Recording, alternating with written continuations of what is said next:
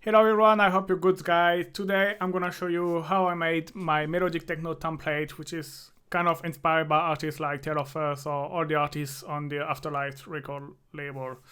So basically this live stream I've been creating during my live stream session, and today I'm gonna go through each individual track and how they evolved during the track, how they've been made and for what reason, and then next week I will go about the arrangement and how each element interact with each other.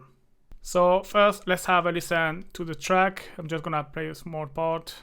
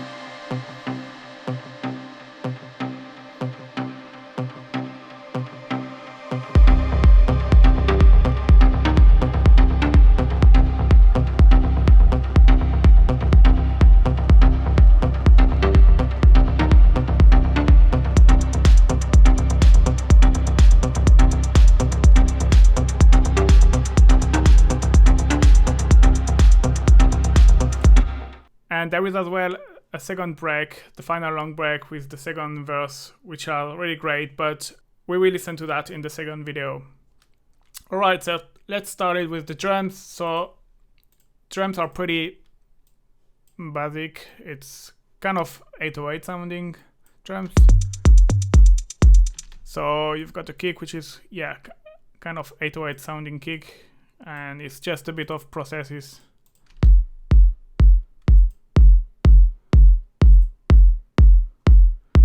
Just to add some punch, that's my rack. I'm gonna put the link in the description if you wanna check exactly what macro is doing. Just adding a bit of loudness, punch, and just EQ to get rid of some of the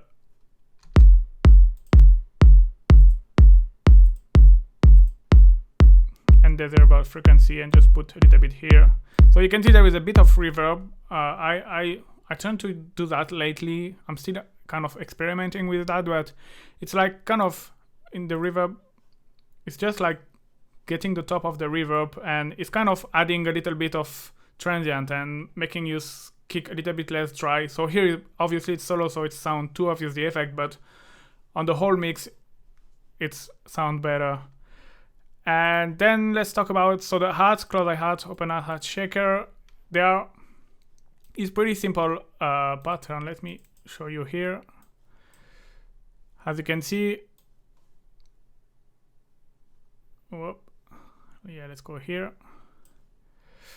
So you have this close eye hat, which is playing at the same velocity, and let me, all right, and open eye hat's playing offbeat, and the shaker, if you're familiar with my video, you know I like to do like this, like gradually going up and down with the shaker to giving this driving effect, so you get that together.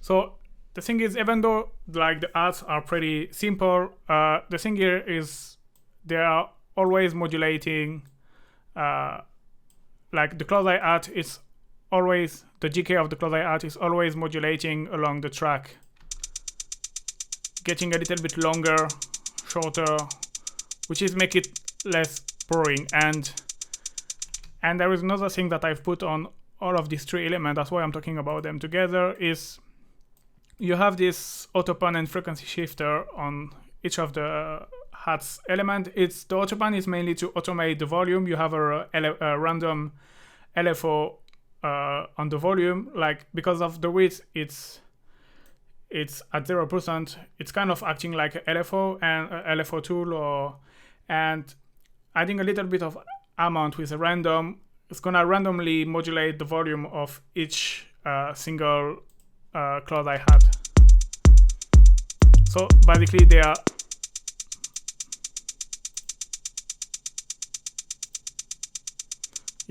it's very slight effect, but you can see that it's slightly modulating in volume, and go the same with the frequency shifter. It's exactly the same kind of effect. Instead of modulating the volume, is modulating the pitch.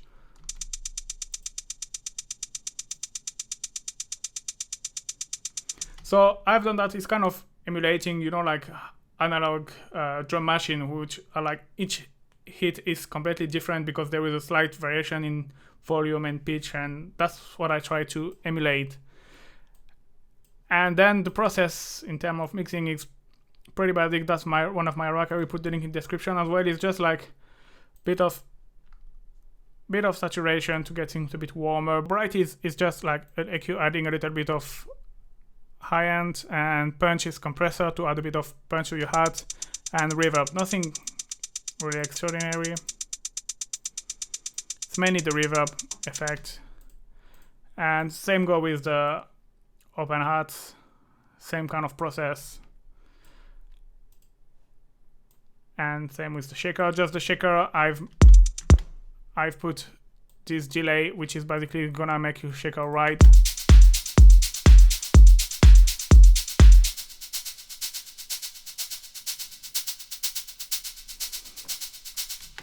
Alright, and yeah, just a bit of echoing to get rid of this nasty frequency. I didn't like it. Right, and then we have, so the clap snare is more like a snare. So here is the same done with the hats, you know, trying to recreate this analog feeling, and same process done for the hats, a bit of distortion and saturation to add color, a bit of punch, brightness. EQ, just I add this frequency, I didn't like it. Bit of reverb and EQ. So here is the thing, like to make your snare don't always feel the same, I automate the decay of the reverb like this. Each clap, one is always dry and the second is have a different decay time for the reverb, which is making like sounding different and add variation. And then last element for the drum, we have the tom, which is only playing at the beginning, which is kind of 808 tom. And same, nothing too much about the process, it's just saturation, bright keys, just to make it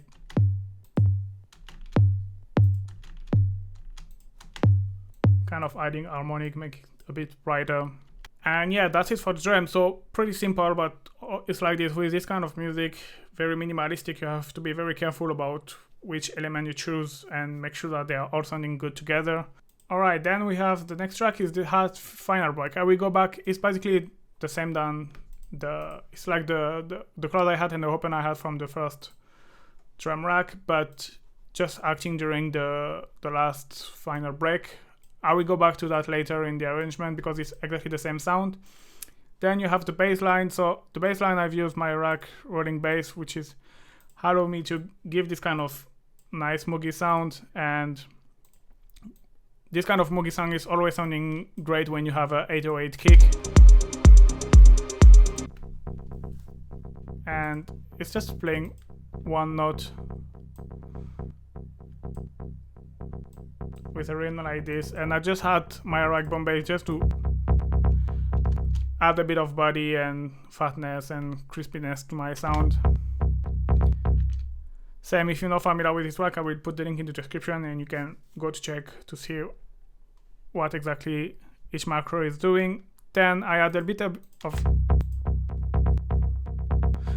delay, which is basically just like, it's a filter delay, so it's just the top of the frequency who are like in the delay, and is giving this little rhythm, extra rhythm, extra groove. Make the sound less dry. Has the reverb as well. I know it's pretty weird to put reverb on the bass, but as the reverb has a nice mid-range or high frequency, adding a bit of reverb is making it less dry. And alright, a bit of saturation to make things louder, and this one is more like to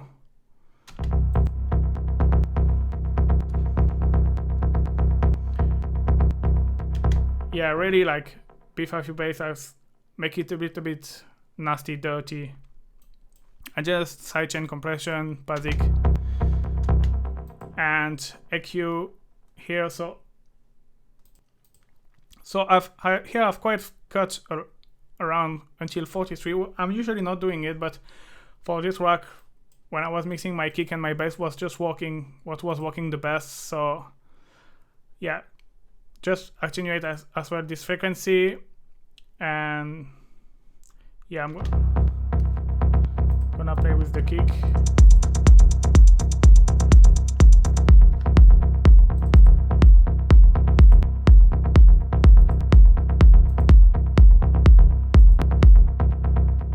Just making the track and the kick and bass a bit more breathing.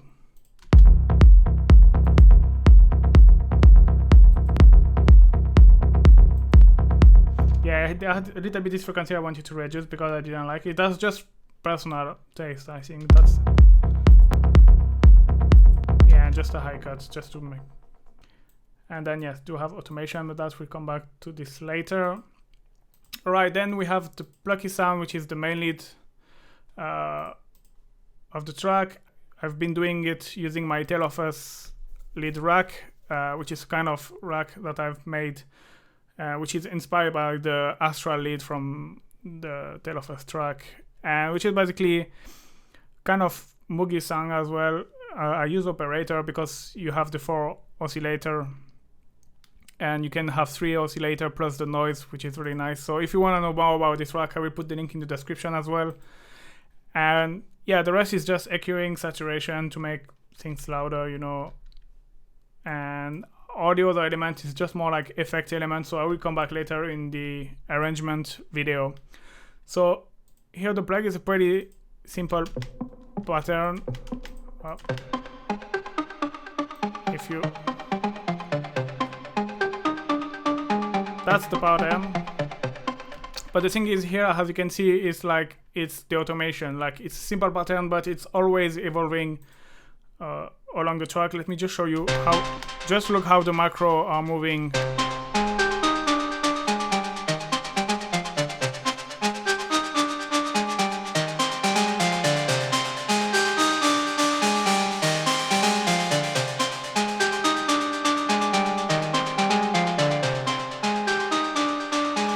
Alright, so the sound is always evolving, and then after you have as well during the break and stuff like that, automation. So yeah, like simple lead, simple sound, but always evolving during the track, and that's the key. And then you have this plug final break. I will come back to it later as well. It's just like I just duplicate and just pick up 2 notes, but it's just for arrangement purpose for the last break. I will come back later to that. Pluck Verse, which is basically, so that I needed a sound after the main lead to change a little bit from the main lead, but I wanted something which is still sounding similar to the main lead. So it's basically the same rack. I've just modified a couple of things. I just modified the filter, it's not the same, but otherwise it's pretty sounding the same, and it's just playing a different pattern.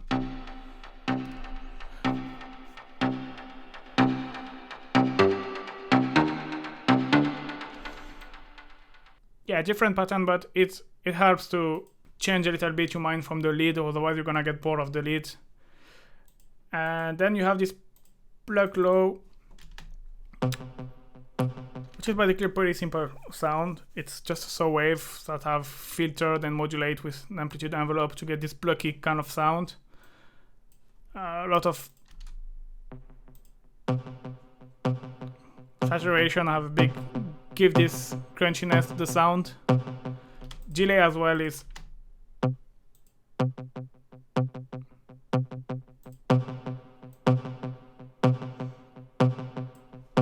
yeah, this is kind of, the sound is like almost during all the track. It's kind of the spine of the track. It's like, it's not that important sound, but when you remove it, you feel like it's missing something.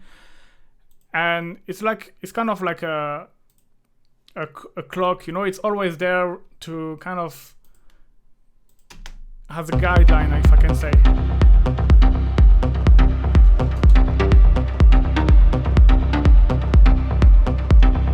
You don't really pay attention to it, but if you remove it, yeah, you feel like it's missing something.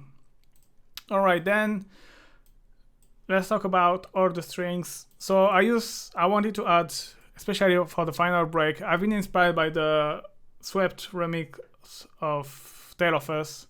The song is from Kiasmos, and they have this final break with a lot of strings, and it's a really nice final break. And I wanted to do something similar, and so I used the strings from Ableton, and as you can see, I kind of stack everything a little bit like how you can do in Contact. So I think they are all playing in legato, and I think you have X section right here.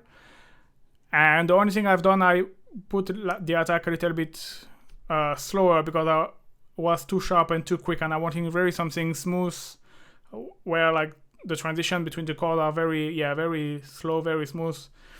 And I had some release as well, and the release volume as well. I think I modify a little bit.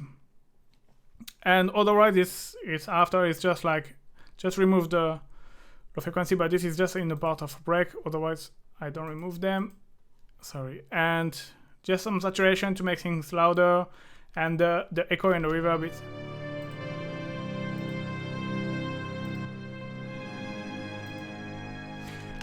That's just to put things on the background, making sound less dry. And yeah, it's basically the pattern playing. It's pretty simple. It's just the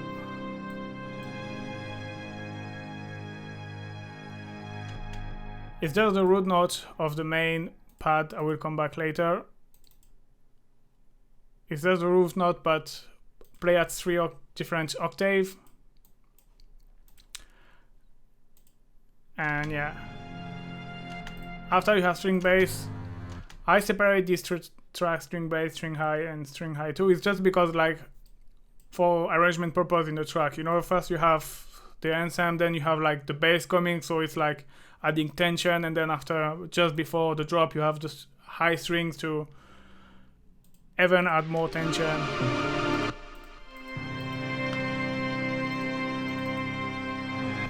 But they are all processed the same. It's just EQing, removing the frequency. I didn't like it. And yeah, sidechain, but you see it's like very flat sidechain. It's not like I didn't want this pumping effect. And yeah, I will come back a bit more later on the arrangement video. And then you have the pad, which is one of, like, the Pluck Low is like very important sound, because it's kind of bring the tension during all the track.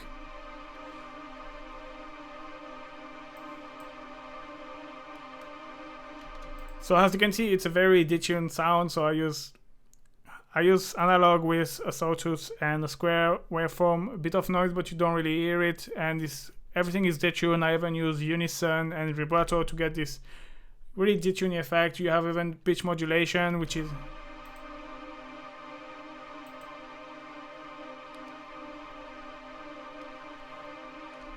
gonna slightly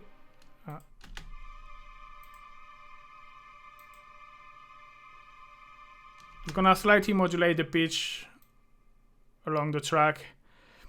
And then, like any other classic pad process, bit of chorus,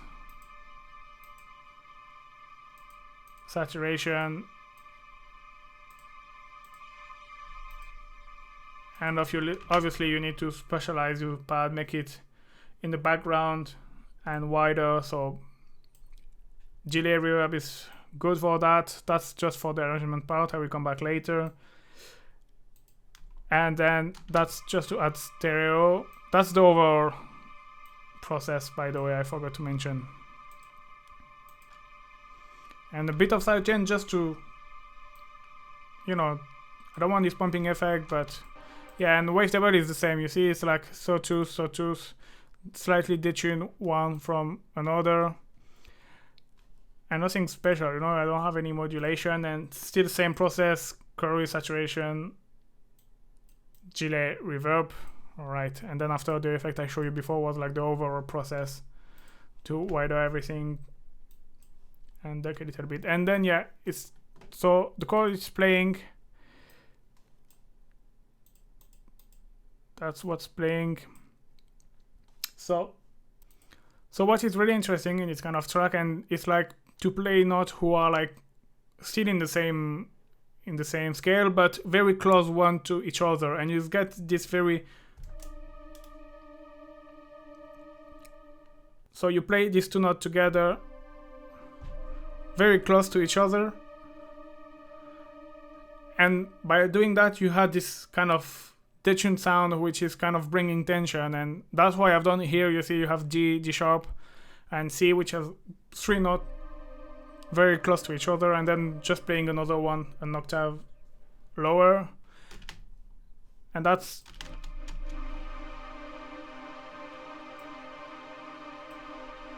really add tension to your track.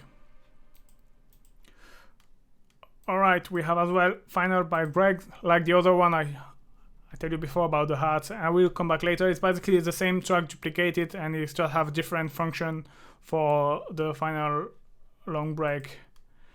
Then you've got this sound in the background. So that's when I create the sound. I didn't have that, and I felt for the intro it was missing something, you know, like if there was no interest for the listener, and I say, okay, adding this little scent will keep the listener interested. And yeah, so the cool things about this scent, it's basically still a saw wave, same a bit of FM. Oops, sorry. But the main thing is it's the echo.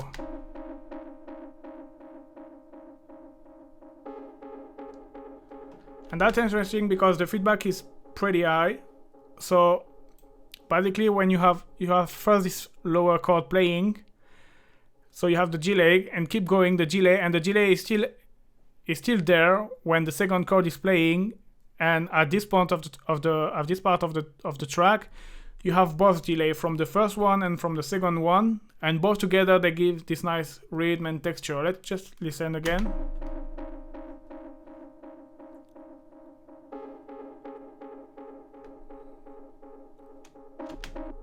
You see, that's giving a nice tone to your track, and then just reverb too, putting in the background. And yeah, what's playing is the same done for the pad. You see, like, not very close to each other to get this detune. You see, you have G sharp and D sharp.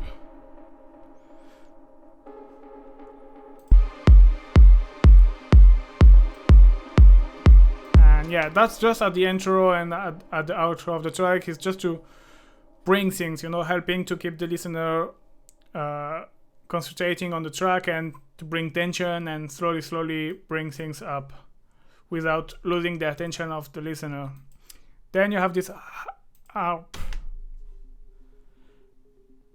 which is a basic sine wave, sorry. And here again you see it's playing C and G and G sharp, two notes who are very close, and always see the same kind of bringing tension to your track. That's the main things. And yeah, just a saw wave. I've got filter modulation, but anyway, it's a sine wave, so it doesn't have that much harmonic. Saturation to add harmonic and make it a bit louder, and just some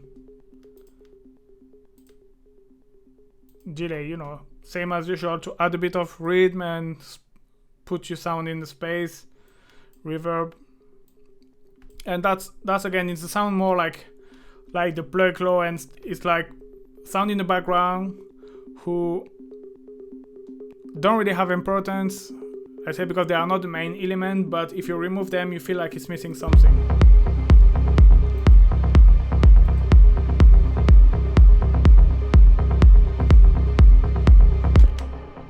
Alright, then you have the noise. So, you know, I just use loop, you know, I like to use noise. especially when you start a track, it's always help to fill the blank. You can honestly, that's just a matter of taste. You can remove it in this track because you don't especially need it, especially after the track. You don't really.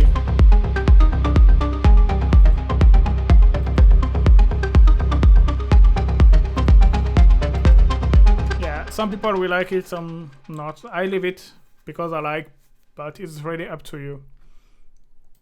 And yeah, nothing fancy about the noise, it's just noise loop, such sidechain and EQ to avoid all the mess around. And then let's go to the SFX. So if it's now the first video you watch about me, you know that I like to make my SFX from the main sound of the track. Like I like for example for noise SFX, I like to use the ass and the snare. And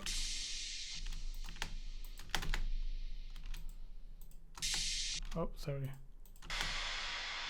So what I'm usually doing, I'm taking a single drum shot that I dip in a lot of reverb. I use this rack, I will put the link in the description.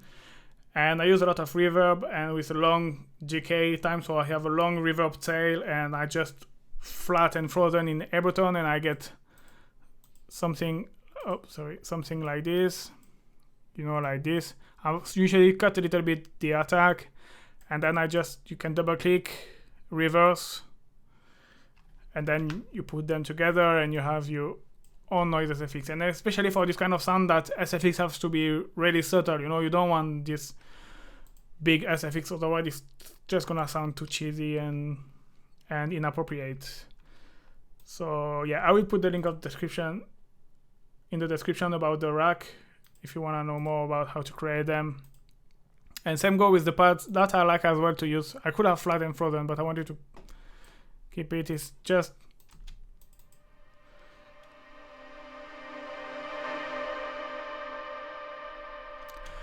I'm basically replicating this waveform, but just by automation with the gain.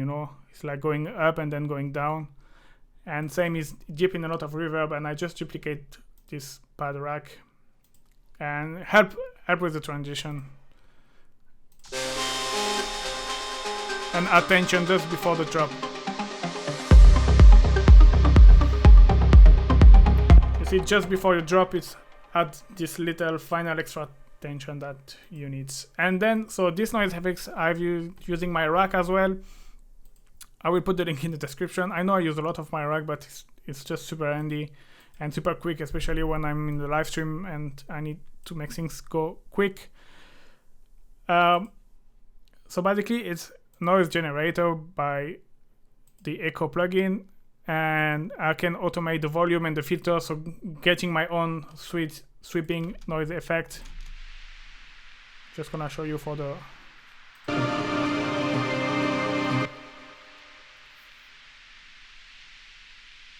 you can see the filter start to modulate.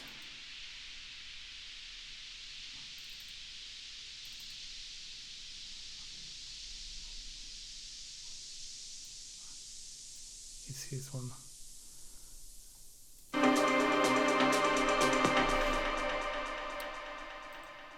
And yes, that's all for all the other single element.